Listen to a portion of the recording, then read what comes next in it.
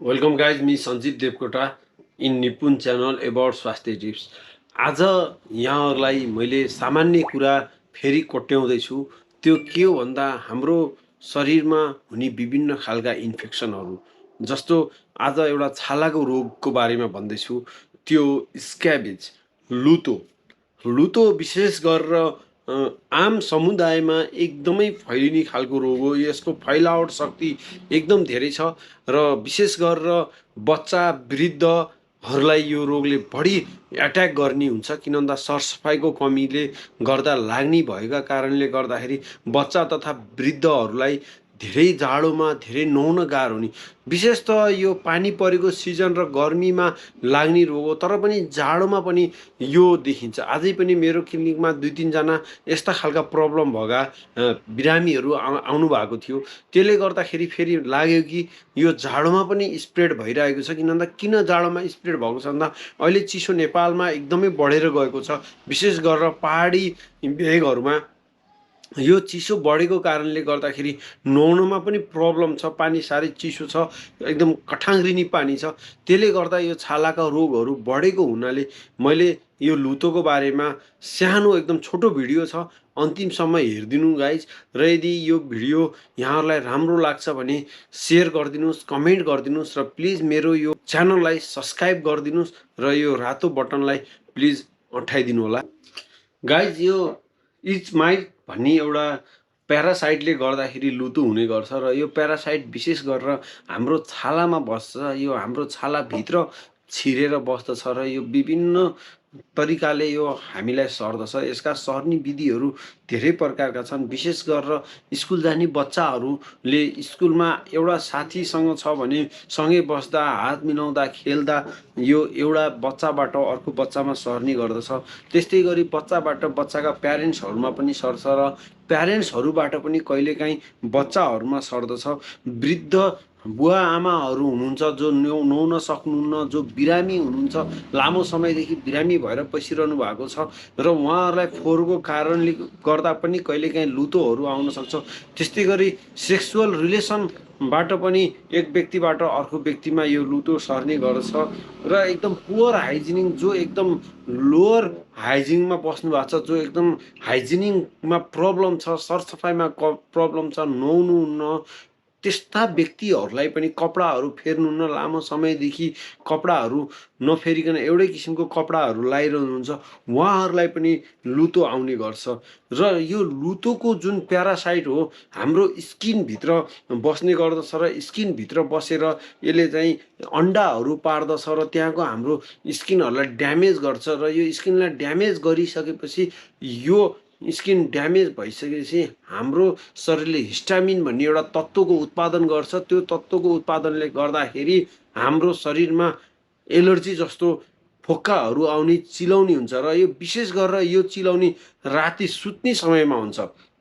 दिनमा विशेष गरेर लुतो चिलाउँदैन। लुतो र अरू डिजिजलाई कसरी छुटाउने यो अलिक चुनौतीको विषय हुन्छ। कतिपय अब स्किन स्पेसलिस्ट बाहेक सामान्य मेडिकल पर्सनहरूलाई यो छुटाउन अलिकति गाह्रो पनि हुन्छ। लुतो र एलर्जी उस्तै उस्तै देखिन्छ, तर लुतो विशेष त रातिमा चिलाउने गर्छ र चिलाएको ठाउँमा सानो सानो यो यहाँहरूले डन्डीफोर भन्दा अलि सानो र घमौरा जस्तै जस्तै प्रकारको हुन्छ। यो चिलाउने सानो सानो फोकाहरू उठ्ने गर्छ र यो सानो सानोको फोकाको माथि टुप्पोमा प्रायः कालो खाटा बसे जस्तो देखिने गर्छ, अरूभन्दा कालो खाटा बसे जस्तो देखिने गर्छ।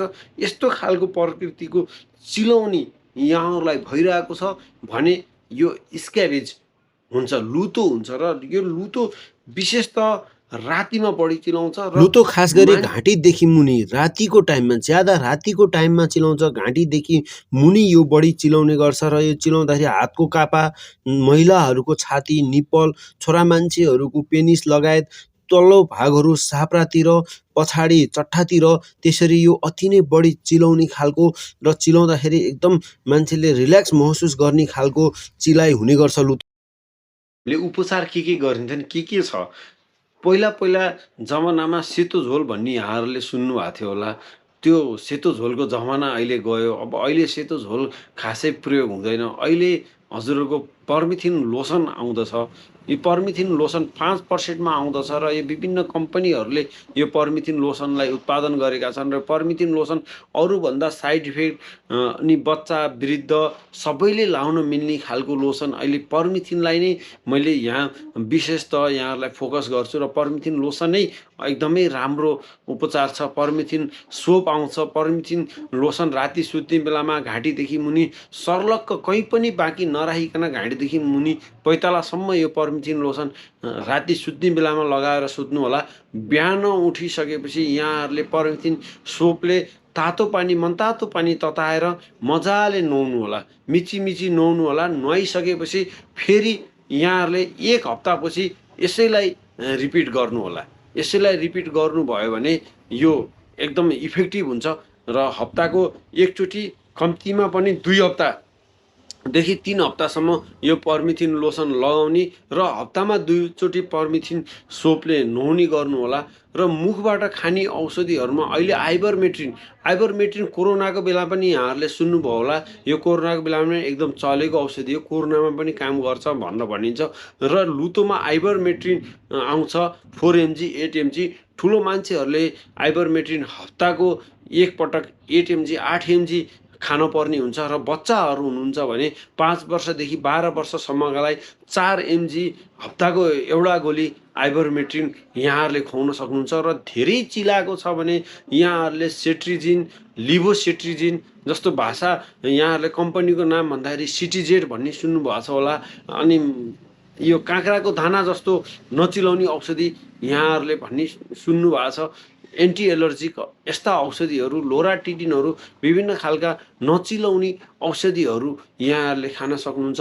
र धेरै यहाँहरूलाई एकदम गाह्रो भएको छ र धेरै चिलाएको छ, धेरै अप्ठ्यारो भएको छ भने स्टेरोइड प्लस फ्युसिडिक एसिड, बेटामेथासोन र फ्युसिडिक एसिड मिक्स भएका मलमहरू पनि रेगुलर यहाँहरूले लाउन सक्नुहुन्छ।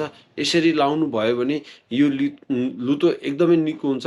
र कहिलेकाहीँ एकदम धेरै कनाएर यहाँहरूले छालामा एलर्जीहरू गराएर धेरै ठुलो खालको चाहिँ घाउहरू पनि बनाउनु भएको छ, सेकेन्डरी इन्फेक्सन भएछ भने सेफाट्रोक्सिल एन्टिबायोटिक पनि यहाँहरूले आफ्नो नजिकको डर्माटोलोजिस्टलाई भेटेर खान सक्नुहुन्छ। सेफाट्रोक्सिलहरू पनि एन्टिबायोटिकहरू अथवा अरू कुनै एन्टिबायोटिकहरू खान पर्ने हुन्छ, त्यो यहाँहरूले खान सक्नुहुन्छ।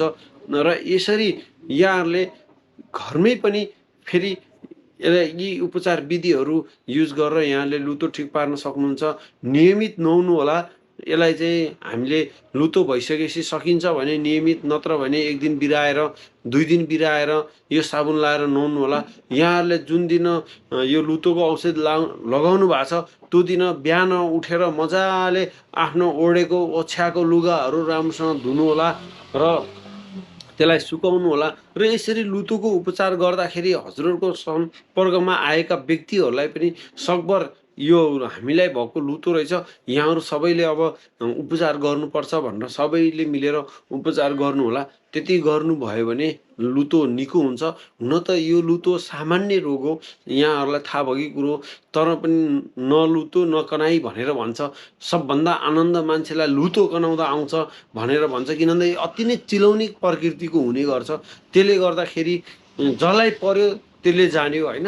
अब लुतो जसलाई भएको छ त्यसलाई त समस्या हुन्छ यदि लुतो हो भनेर पत्ता लाउन सकेन र सही उपचार पाएन भने। त्यसैले यहाँहरूले मैले भनेअनुसारले त्यस्तो खालको लक्षण छ भने यहाँहरूले एकचोटि लुतोको उपचार मैले भनेको विधिअनुसार अथवा छालाको डक्टरसँग कन्सल्ट गरेर लुतोको उपचार गर्नुभयो भने यहाँहरूको समस्याको समाधान हुनसक्छ। गाइस, सानो भिडियो थियो, सिम्पल भिडियो थियो, कस्तो लाग्यो कमेन्ट गर्नु होला।